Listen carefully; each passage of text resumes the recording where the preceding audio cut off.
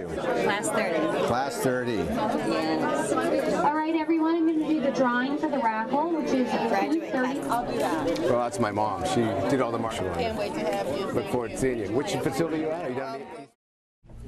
About 2.5, 3 years ago, my wife and I walk here in La Jolla, up and down Girard and down by the water. And I had this book in me.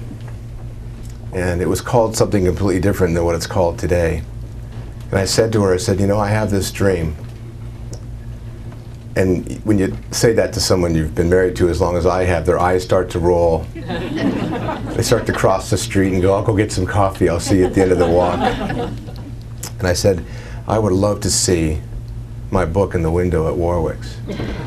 So 2.5 years ago, that was my yes. And tonight, you're all celebrating a big part of my dream. So what I'd like to do is share a little bit about my story. I was in 2nd grade, and I did what most kids do. I went out to the playground and had a good time. There was one kid that had just come back from the hospital. He'd been skiing, broke his leg, and he fractured it, actually, in 2 places. We're at the playground, and he thought it'd be fun to take his shoe off and throw it at me. So I did what any kid would do. I picked the shoe back up, and I threw it back at him. My mother is already cringing. She remembers the story. I hit the fracture and re-broke the kid's leg. And it was decided that after some testing, which wasn't very sophisticated back in those days, that maybe I moved to a different school. So I was sent to Francis Parker. My very 2nd week in school, I was asked to go to the map and point out the Atlantic Ocean. Now, being a pretty bright guy, I knew I had about a 50-50 chance of getting it wrong, and I did. And I remember listening to all those kids in 3rd grade laugh at me. And they laughed hard, and they laughed with enthusiasm. So I decided when I got to 5th grade, I was going to get even with that school. So I had a teacher, his name was Mr. Krebs. So Mr. Krebs used to yell at us a lot. So I decided one day to do something that I thought was technically up to my ability, and I wanted to really show to my contemporaries in the class that I could set a good example of how to distract the teacher when the teacher was back to us. I had one of those old wood desks still, straight pins. I'd bend them at a 45-degree angle, and I'd take a rubber band and I would shoot them at the clock face whenever the teacher would have his back to the class. A simple technique. I showed all my colleagues and decided one day we should all get together and do this all at one time. So the day came. We called it Scott Silverman Day in 5th grade. Got my posse in the back row. We lined up our straight pins and we went to work. Mr. Krebs turns his back and we fired off a volley of about 80 straight pins. They all hit the glass clock at one time. Ping, ping, ping, ping, ping, ping, ping. Mr. Krebs turns around, and there's a vein that was in his neck that reached out to his shoulder. And he said, Mr. Silverman? And I said, yes. Did you do that? And I said, no.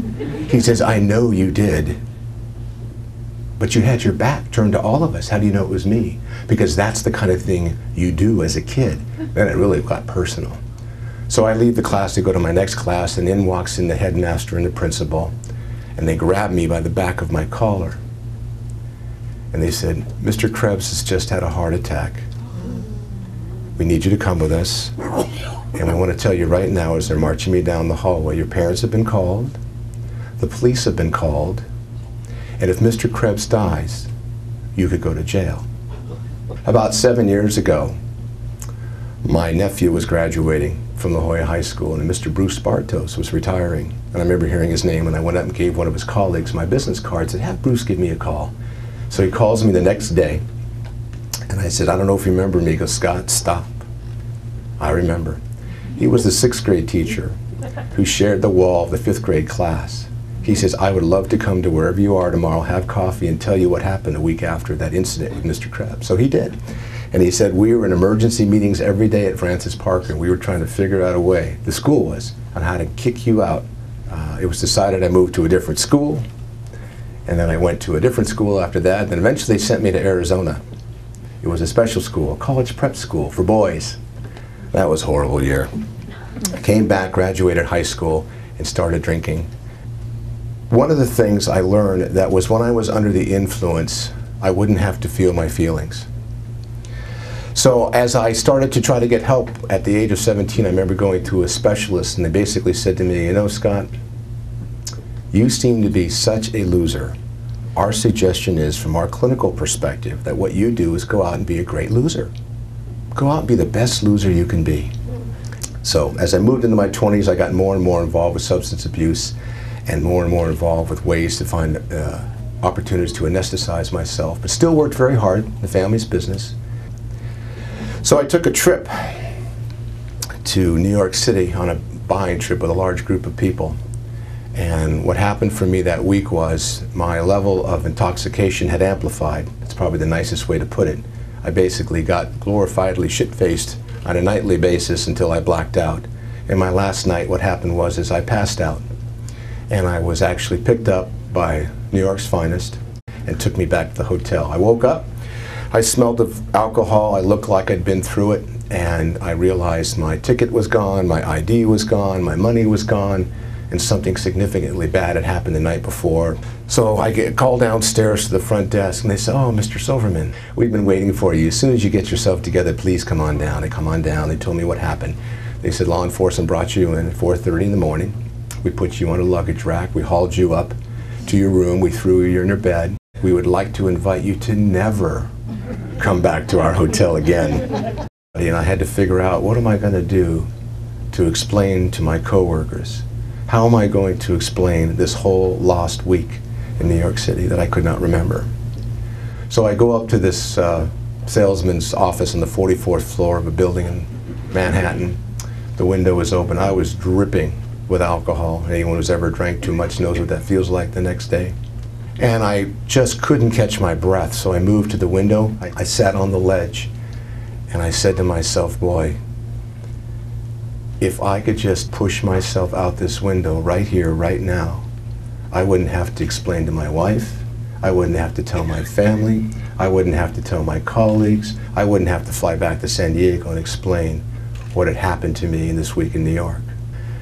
And as I'm ready to lean back, and I knew it'd be over in seconds, the guy's office I was in, he walks in. He said, what are you doing, man? You're gonna fall out the window. Divine intervention. I took a second, said, I'll be right out, make one phone call. I got on the phone, and I called my wife, and I said, I'm ready, whatever it takes. So I flew home that night. Boy, what a long trip that was. Got real with my family, told them what's been going on. And it's interesting, when you're done, and you start to tell people about what you've been doing, how surprised they're not about what's been going on. I've been called a hero this last year by CNN. You know, and I've thought a lot about, you know, what a hero is. I think about everyone sitting in this room, because I think every one of us has a hero in us. It's just what happens at that moment when the time comes when you can step up and make something happen or make a difference in somebody else's life.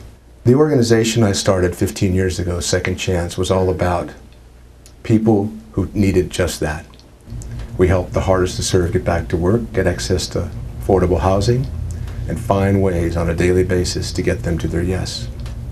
So, the book, Tell Me No, I Dare You.